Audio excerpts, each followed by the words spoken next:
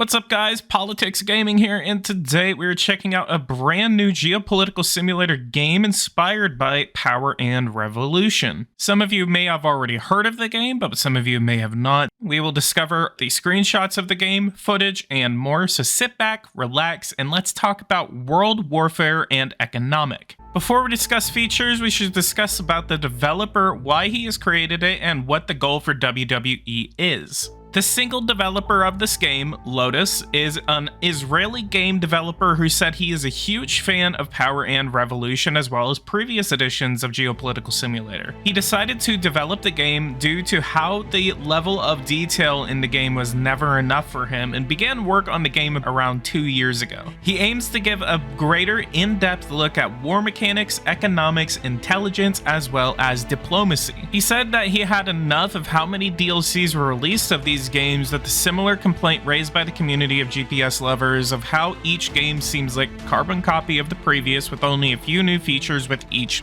DLC. Having lived in Israel, his goal is to give a realistic feeling of war in this game. His vision for WWE is to create an open community where players vote and take part in the development process, and makes it his top priority to involve the community in the development of the game. Before I found out about this game, there has already been a considerable Reddit following with almost 100 followers on the Reddit forum. The trailer, by the writing of the script, has already 3,000 views. In the description of this video, find all links to the developer's Facebook, Twitter, Discord channel, and more to keep up with this game.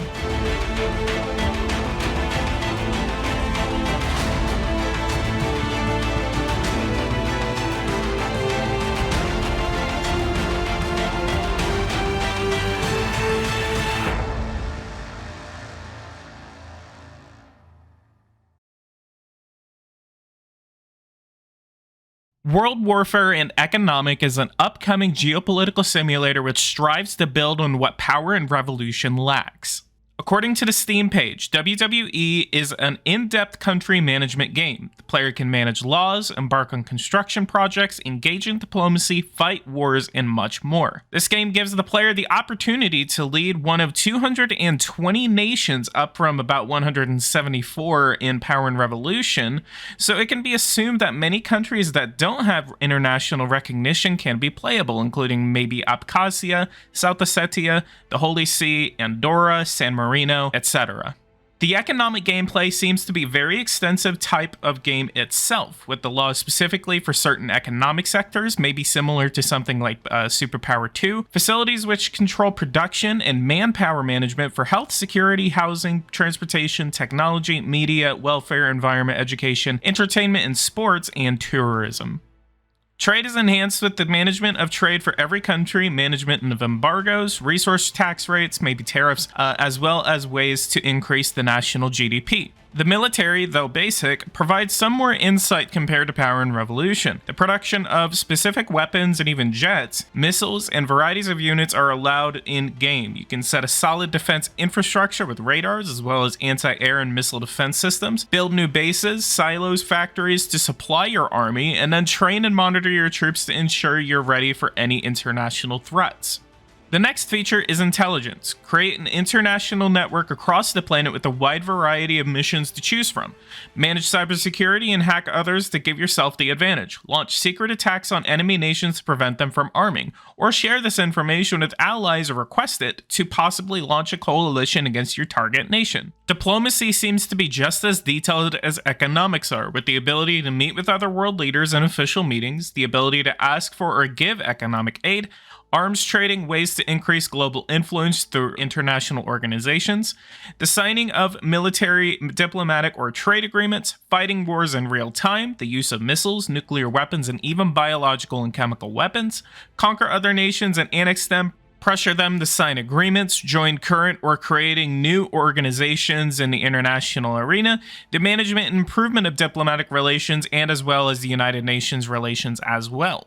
Technology and media will allow the player to research new technologies and improve current media infrastructure. More than 200 different technologies are available to research, with each technology unlocking new features and bonuses. Deploy internet connections and technologies such as fiber optics, 5G, and more. Discover space technology and send missions into space. Build universities and produce more scientists and research new technologies with these constructions at a faster pace. To increase playability and keep things interesting, crisis situations are integrated into the game. Control the nation as these break out with tsunamis, earthquakes, heat waves, and tornadoes. Manage a pandemic or viruses breaking out within the nation. National bankruptcy and global warming are also challenges that the country can face. As well, the player can play as their nation with different scenarios, including real-world simulation, World War III, a sandbox mode, and a pandemic scenario. Lastly, other features do include a 3D interactive map, as you can see here, and real data for every nation in the world, and more.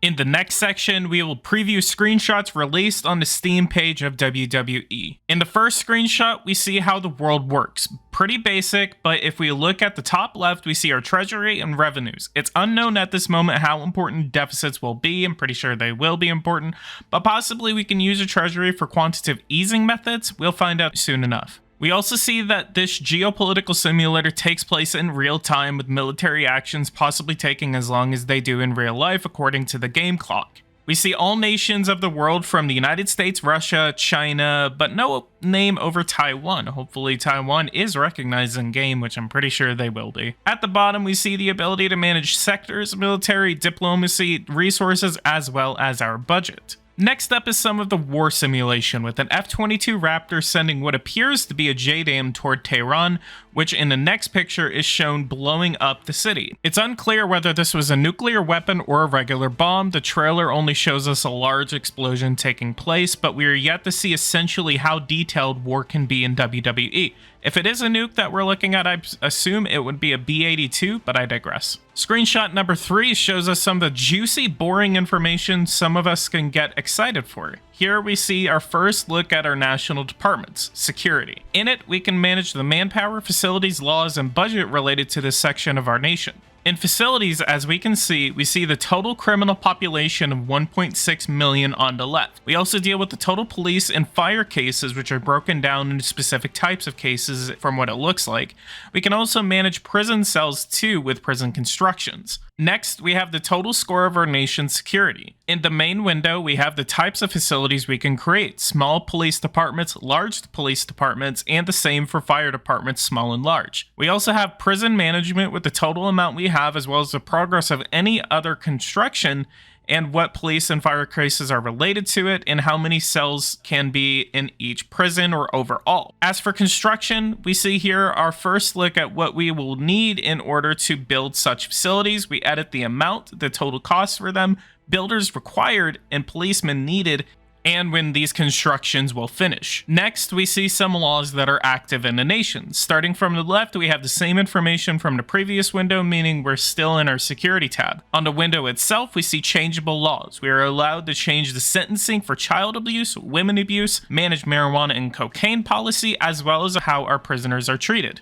We also see car speed policy, as well as laws for weapons maintenance. It's unclear whether this is for military or civilian population. Education is up next with our stats on the left side of the window. We find our student population and the number of kids seats, young seats, adolescent seats, and adults. Respectively, these would be in nursery, elementary, high school, and college. We also have teachers universities, health universities, engineering, science, and social universities, meaning these would be specifically for each kind of career choice for the population, which will also respectively go into, construction, teachers, scientists, etc.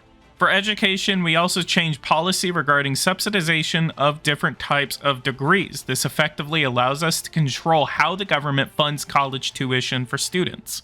And next, we have our first look at our resources. Starting from the left, we have our raw materials GDP as well as goods GDP.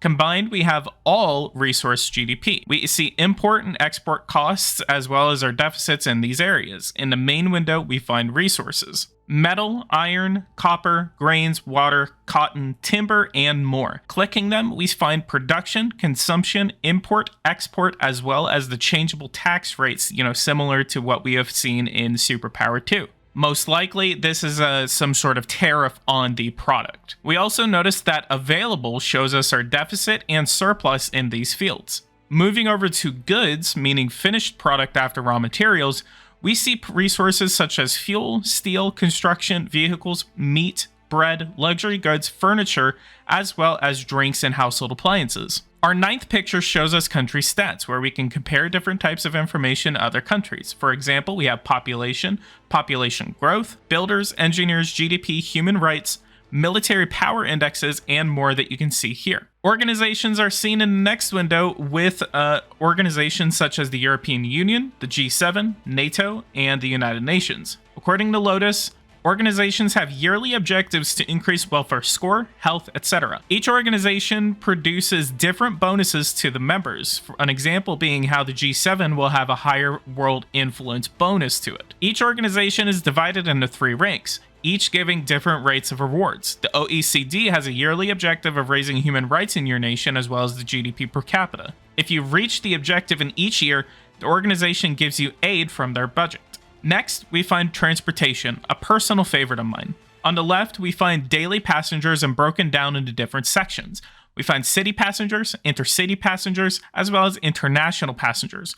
For facilities, we can build international airports and naval ports and then manage lines between specific nations. Here, the UK has active lines with Russia, China, and the United States. Next, we have bus, train, and metro lines, which can improve the respective seats, as they call it. In health, we see our sick population, hospital beds, ICU beds, mental beds, and our score for that field. In facilities, we find available constructions to be clinics, hospitals, modern hospitals, and mental hospitals. In each, we find out how much these will improve the bed situation in the nation. Laws can give us access to health insurance policy, pill subsidization, safety and quality of care in those hospitals, and then fight against cancer, HIV policy, viral diseases, and the hygienic policy in those facilities.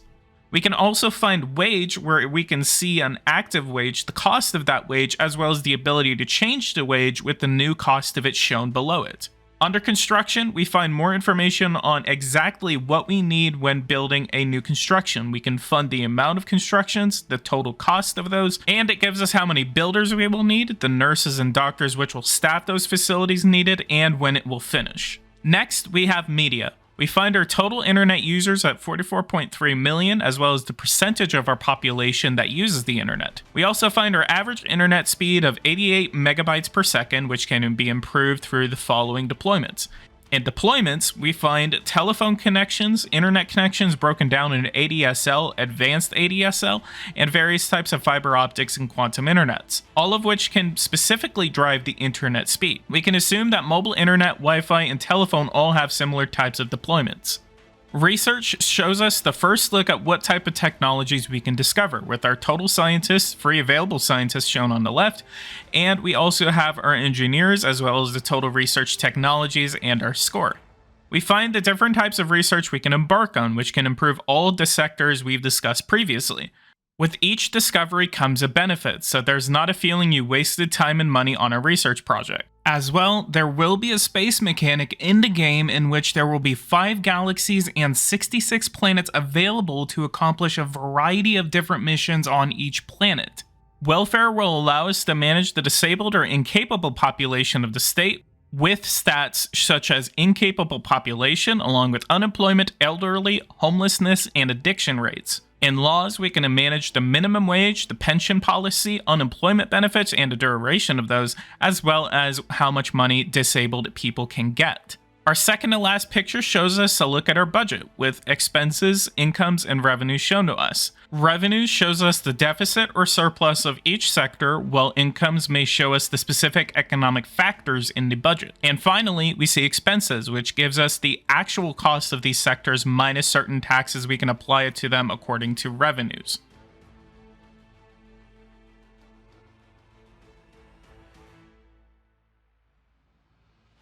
Many players, especially myself, look for new country management games which strive to do the best they can at simulating what we love: geopolitics, history, economics, law management, and more. For those who have been looking for such games, this one can prove entertaining for those who want a different experience than Power and Revolution.